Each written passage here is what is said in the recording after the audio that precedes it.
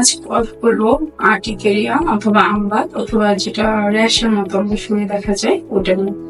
অনেকগুলো পেশেন্ট আসেন আমাদের কাছে যাদের হঠাৎ করেই বাতের মধ্যে ফুলে গেছে বলে, অথবা হচ্ছে বিভিন্ন ধরনের র্যাশ হয়েছে যেগুলো একটু বেশি ফুলে আছে শরীরের উপরে, এরকম নিয়ে আমাদের কাছে আসেন। সাথে অনেক পেশেন্ট আসেন যাদের দেখা যায় যে শ্বাসকষ্ট হচ্ছে অথবা আরো অনেক ধরনের হিস্ট্রি থাকতে পারে। আমি প্রথমে আসি কেন হচ্ছে এই আর্টিকেরিয়াটা। আর্টিকেরিয়া অনেক সময় দেখা যায় যে বিভিন্ন খাবারে অ্যালার্জির কারণে হতে পারে, তবে এটাও একান্ত ইন্ডিভিজুয়াল আছে। কিছু পেশেন্টের ক্ষেত্রে যে জিনিসটা খেয়ে অ্যালার্জি হয়, অন্য পেশেন্টের ক্ষেত্রে সেটা নাও হতে পারে। অনেকে দেখা যায় গোসলের পরে এরকম টাকা ফুলে দিতে পারে, অনেকে দেখা যায় রোদের কারণে তাদের শরীরে এরকম চাকা ফুলে যায় অথবা আর্টিকেরিয়ার মতো জিনিসটা দেখা যেতে পারে।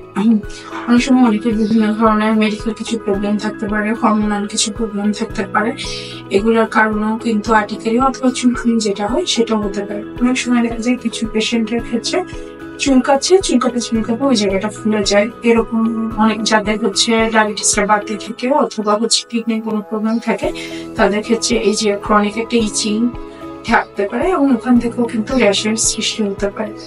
অনেক সময় আমরা কিছু দেখবো অনেকে বলে পেশেন্টের শরীরে যদি কোনো কিছু দিয়ে একটা আঘাত করা হয় অথবা কোনোভাবে যদি পেশেন্ট ব্যথা পেয়ে থাকে তখন ওই জায়গাটা ফুলে যাচ্ছে, যেটা হচ্ছে ডার্মাটোগ্রাফিজম বলে, ওটাও হতে পারে।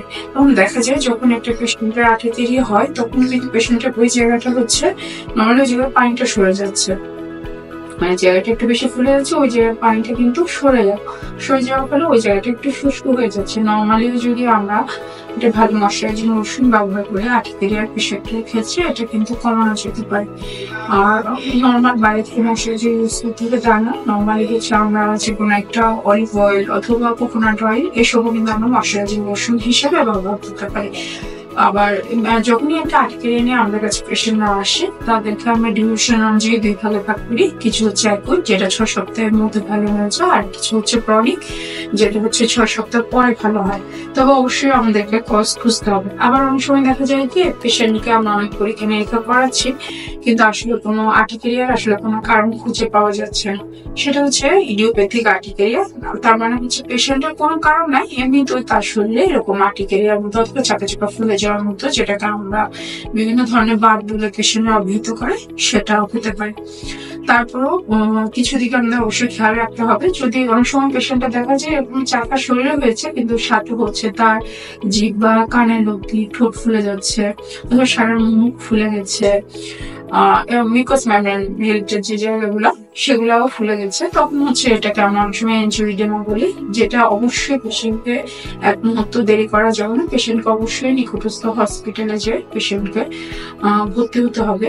সব পেশেন্টরা কিছু হাইপারসেনসিটিভিটি রিঅ্যাকশনের কারণেও পেশেন্টের আর্টিকেরিয়া হতে পারে, সেটা অবশ্যই একজন ডক্টর ডায়াগনোসিস করতে পারবেন। যদি পেশেন্ট এরকম কোনো সমস্যা ফিল করেন তাহলে তাকে অবশ্যই ডক্টরের কাছে যেতে হবে। আর যদি নর্মালি পেশেন্টরা মনে করেন যে কোনো খাবারের কারণে হচ্ছে, পেশেন্ট ওই খাবারটা কিছুদিনের জন্য বন্ধ করে দেবে।